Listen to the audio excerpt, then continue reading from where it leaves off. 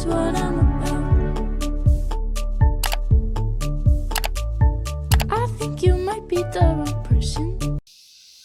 Assalamualaikum warahmatullahi wabarakatuh. Perkenalkan, nama saya Sri Oktaviarina dari kelas 2B dengan nomor NIM 1902509. Di dalam video ini terdapat dua video.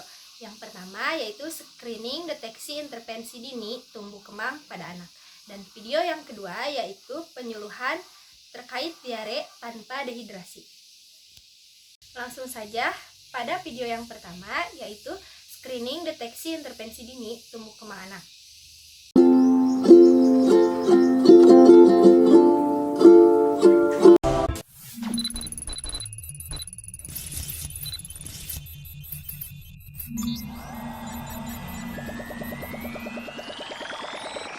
Ibu, perkenalkan, nama saya Sri Oktaviarina. Di sini saya dari mahasiswa perawatan dari UPI Kampus Sumedang.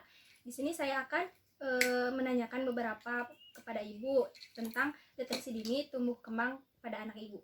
Tapi sebelumnya saya meminta data terlebih dahulu ya Bu. Boleh tahu nama anak Ibu? Silpa. Silpa. Nama ayahnya? Hendra. Nama Ibu? Tika Rahmawati.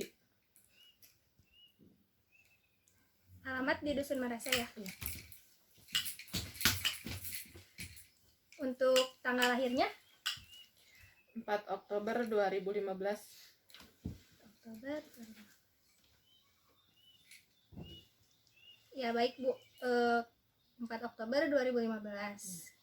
Kalau dikalkulasikan berarti sekarang umurnya 66 bulan 16 hari. Ibu kan anak Ibu umurnya itu 66 bulan. Jadi dilakukan pemeriksaannya ada 7 pemeriksaan ya Bu.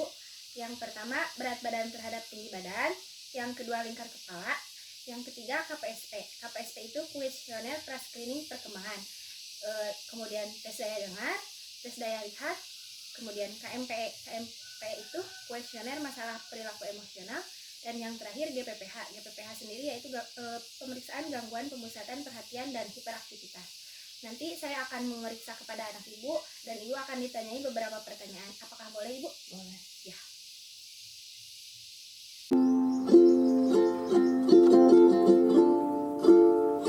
Saja pada pemeriksaan Dek, diukur dulu berat badan sama tinggi badannya ya Dek. Ya Dek nih.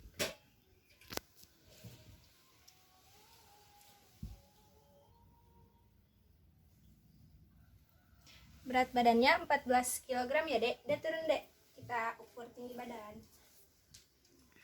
Kali ya Dek.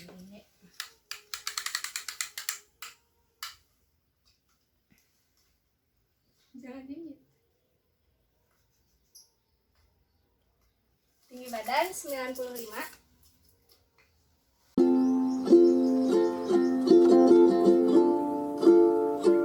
Sekarang lingkar kepala ya Dek. Sebentar ya, maaf ya.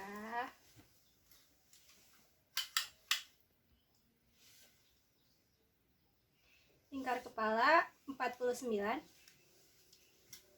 Kasih Dek.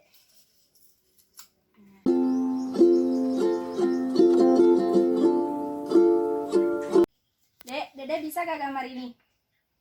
Coba Dek.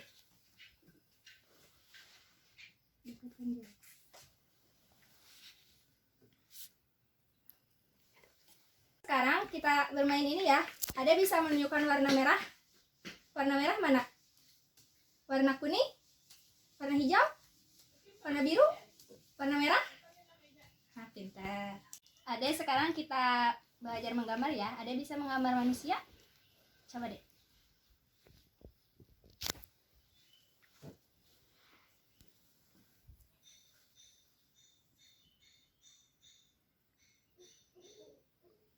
Pintar. Senyum manusianya.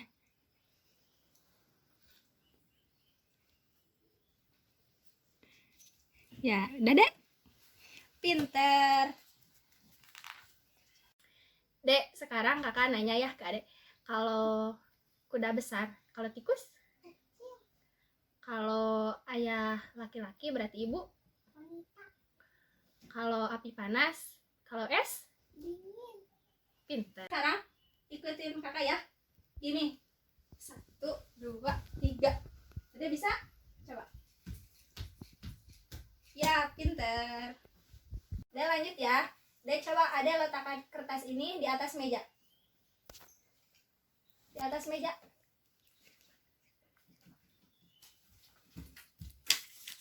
Nah, Pintar. lagi ya, Dek. Udah lagi, Dek. Udah lagi. Simpan ini di belakang meja. Di sana di kursi. Ya, pinter. Lagi ya. Lagi, Dek. Udah lagi, Dek. Simpan ini di depan boneka. Mana boneka? Di depan boneka. Ya, pinter. Ada bisa nangkap ini atau enggak ya? 1, 2, 3. Ya. Lagi deh, lempar ke sini. Tangkap lagi ya. 1, 2, 3. Ya, pinter.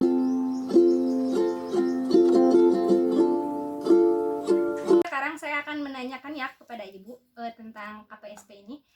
Apakah anak bereaksi dengan tenang atau tidak rewel saat Anda meninggalkannya? Iya. Yang kedua, dapatkah anak sepenuhnya berpakaian sendiri? Iya. Dapat berpakaian sendiri seperti di baju, memakai celana? Iya.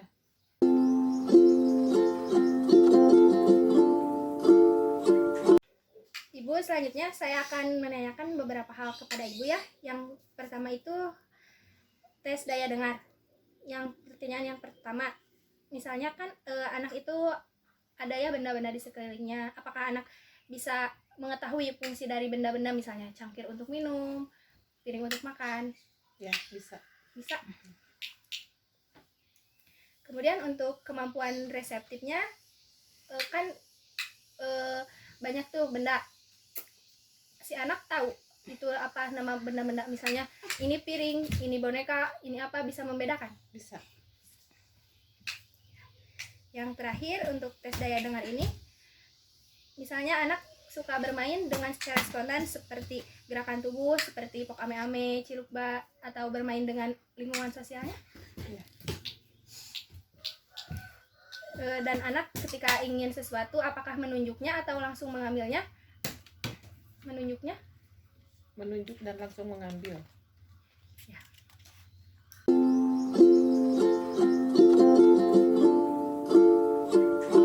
Dek, sekarang lanjut ya pemeriksaan untuk adik.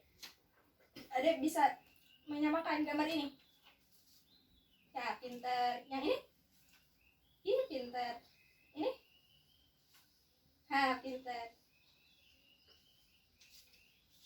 Ih, pinter. Ya, benar, Dek. Benar, Dek.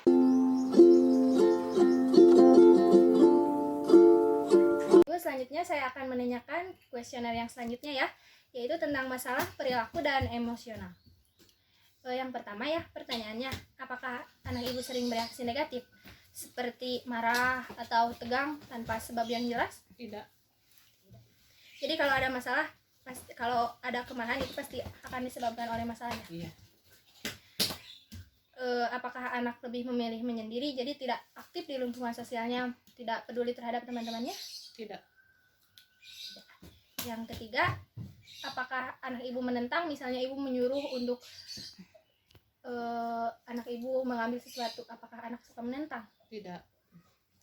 Tidak. Apakah anak takut atau cemas berlebihan tanpa sebab yang jelas? Tidak. Apakah anak sulit konsentrasi? Tidak. Apakah anak selalu minta ditemani, jadi lebih cenderung tidak mau ditinggalkan ibunya, jadi tidak suka terhadap teman-temannya? Tidak. Apakah anak menunjukkan perubahan pola tidur akhir-akhir ini? Tidak. Apakah mengalami perubahan pola makan? Tidak. Apakah anak seringkali mengeluh sakit kepala, sakit perut, atau keluhan fisik lainnya? Tidak. Apakah anak mudah putus asa atau atau Tidak. frustasi? Tidak. Apakah anak menunjukkan kemunduran pola perilaku dari kemampuan yang sudah dimilikinya? Tidak. Apakah anak sering berkelahi, bertengkar? Tidak. Tidak. Apakah anak sering dibully atau diperlakukan tidak menyenangkan? Tidak. Apakah anak berperilaku cenderung merusak atau misalnya ada mainan itu dirusak? Tidak. Ya, baik.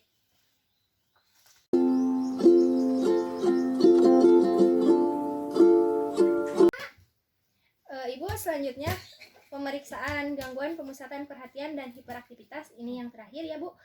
Yang pertanyaan pertama, tidak kenal lelah atau aktivitas yang berlebihan? Tidak. Mudah menjadi gembira atau impulsif? Tidak.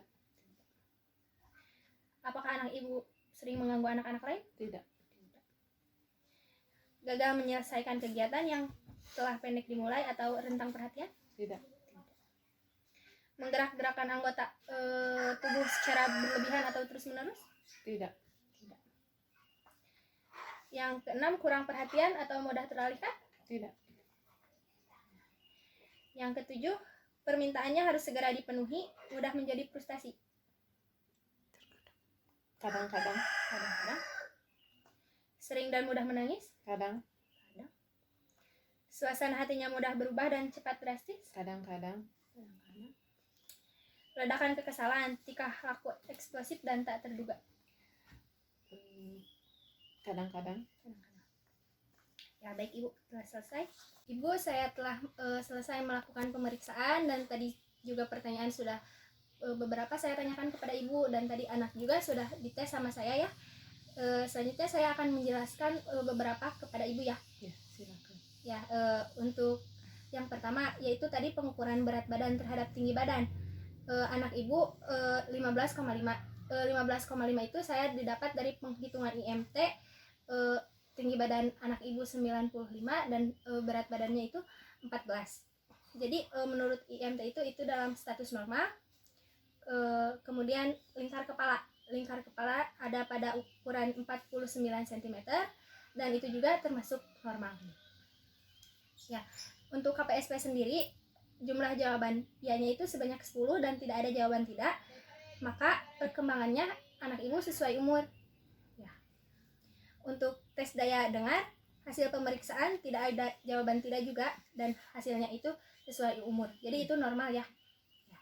Untuk tes daya lihat, anak ibu dapat mencocokkan huruf E sampai baris ketiga.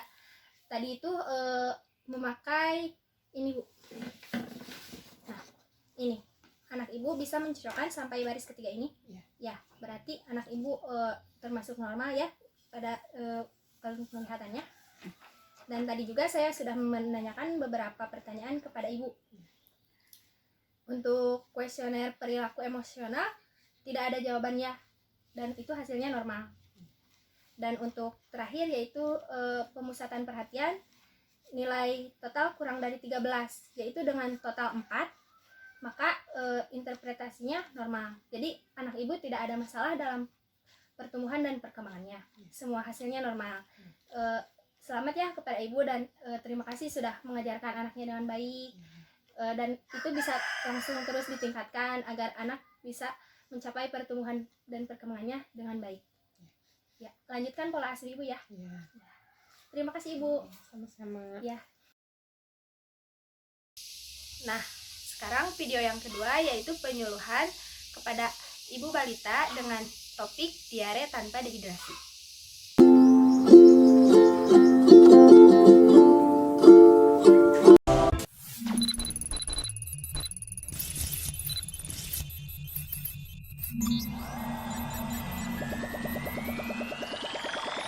Assalamualaikum Ibu. Waalaikumsalam. Ibu, perkenalkan, saya Sri Oktaviani Arina. Tujuan saya di sini yaitu akan melakukan penyuluhan kepada Ibu tentang diare dan penanganannya di rumah. Nah, apakah Ibu bisa meluangkan waktunya sedikit untuk saya menjelaskan? Bisa. Baik Ibu, terima kasih. Nah, ini ada pamflet, jadi sambil saya menjelaskan Ibu bisa sambil melihat-lihat. Iya. Kan saya akan menjelaskan tentang diare ya Bu. Apakah Ibu tahu apa itu diare? Diare itu buang air besar lebih sering dan encer. Ya, betul Ibu. Tapi lebih tepatnya lagi, diare itu adalah penyakit yang ditandai dengan perubahan bentuk dan konsistensi tinja yang lembek sampai mencair, dan bertambahnya frekuensi buang air besar yang lebih dari biasanya, yaitu lebih dari 3 kali dalam satu hari. Mungkin dapat disertai dengan muntah atau tinja yang berdarah. Nah, penyakit ini biasanya lebih sering dijumpai pada anak-anak balita, seperti anak Ibu kan berusia 5 tahun gitu. Nah, itu bisa terjadi. Nah, jadi dapat disimpulkan Ibu, diare itu adalah pengeluaran tinja yang tidak normal atau tidak seperti biasanya, yaitu lebih dari 3 kali dalam satu hari. Nah, apa sih yang menyebabkan diare itu? Nah, sebagian besar diare itu disebabkan oleh infeksi rotavirus, sekitar 90%.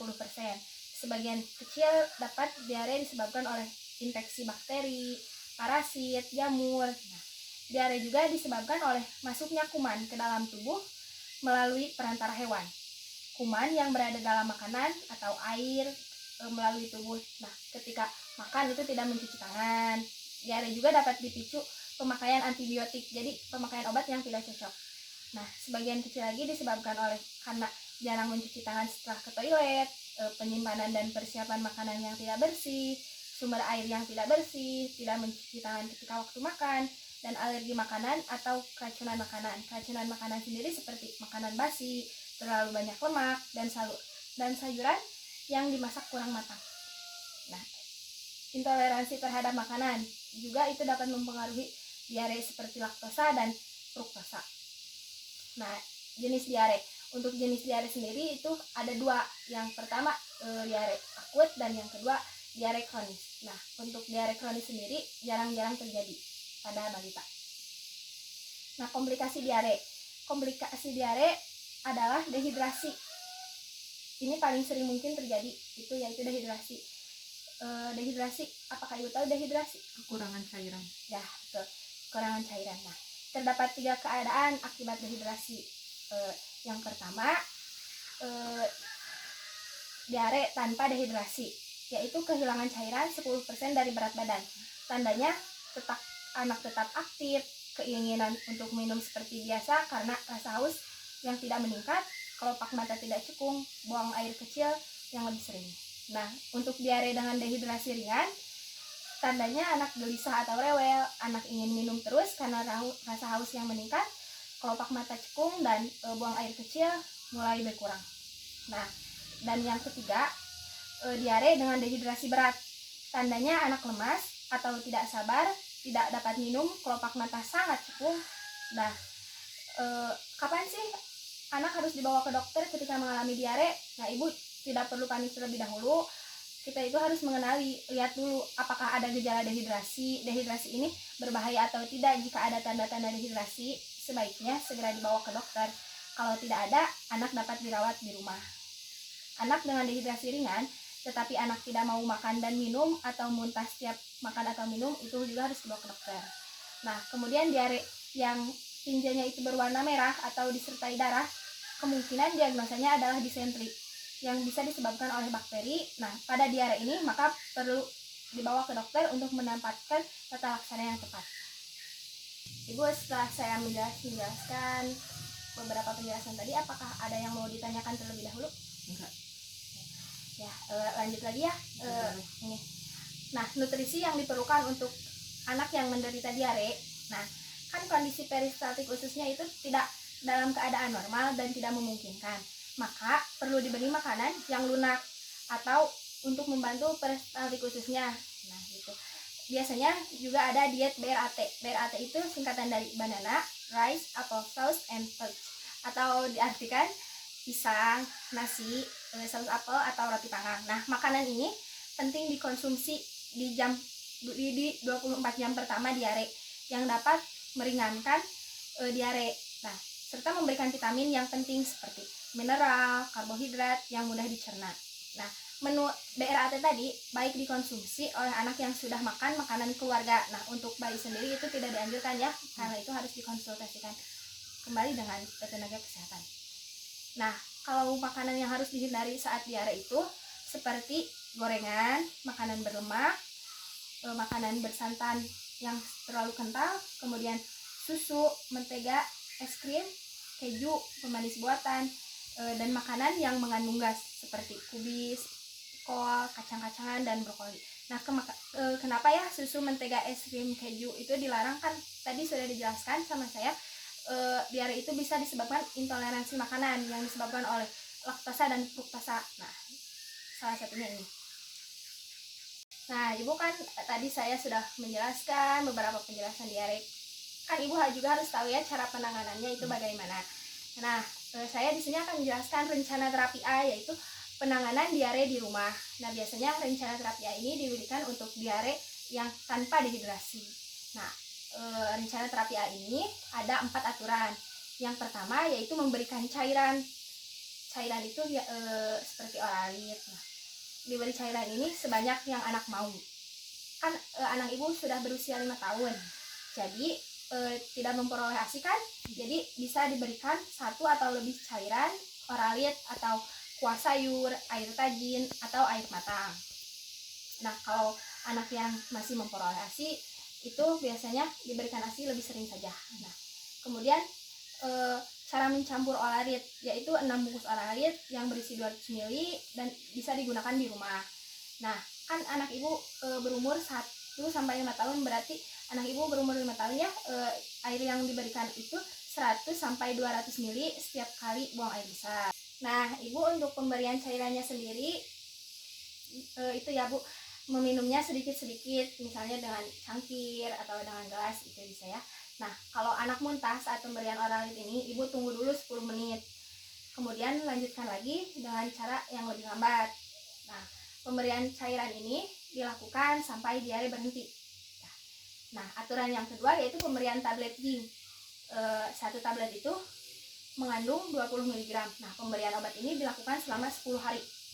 Nah, untuk umur anak yang kurang dari 6 bulan itu setengah tablet, dan umur anak yang lebih dari 6 bulan itu pemberiannya 1 tablet. Nah, adapun caranya ya Bu, larutkan tablet dengan sedikit air. Nah, tablet akan larut kurang lebih 30 detik. Dan segera berikan kepada anak setelah larut. Nah, kalau untuk bayi kan itu bisa dicampur dengan ASI gitu Ibu. Nah, ketika anak muntah saat pemberian obat zinc ini, nah tablet zinc ini boleh dipotong potongan kecil dan kemudian dilarutkan sedikit-sedikit sampai 1 dosis penuh. Nah, diberikan sampai habis. Nah, Ibu harus selalu memberikan tablet zinc selama 10 hari penuh meskipun diare sudah berhenti. Ya, gitu. Kemudian aturan yang ketiga ya, yaitu lanjutan pemberian makan. Saya di sini memberikan penyuluhan kepada Ibu lanjutan pemberian makan untuk anak Ibu yang umurnya lebih dari 36 bulan, berarti kan sudah 6 tahun ya Bu.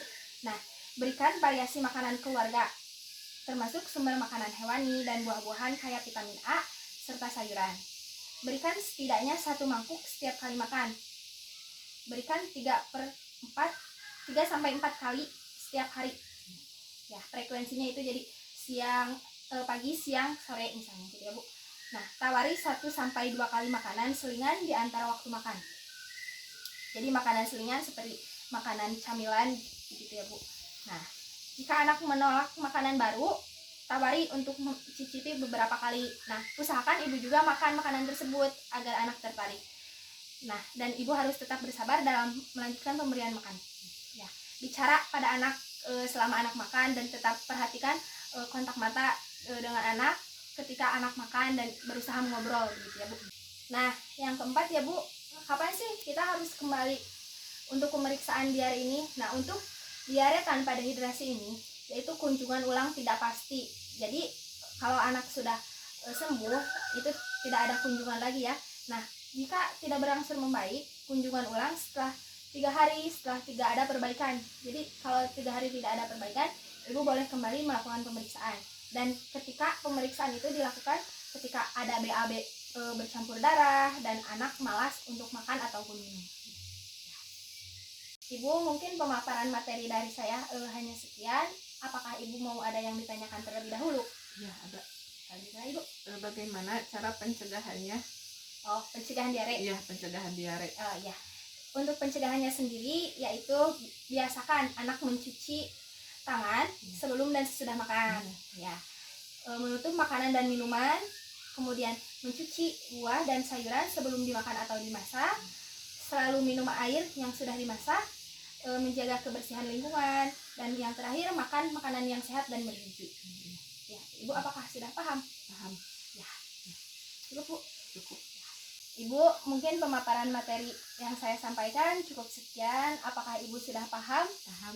Ya, tentang apa itu diare dan penata laksanaannya? Iya. Ya. Tadi juga Ibu ya sudah bertanya dan saya sudah menjawab. Walaupun jawaban saya mungkin kurang memuaskan karena keterbatasan kemampuan saya. Nah, saya dicukupkan sekian ya, Bu. Terima kasih Ibu telah meluangkan waktunya untuk mendengarkan penyuluhan dari saya. Terima kasih Ibu. Sama.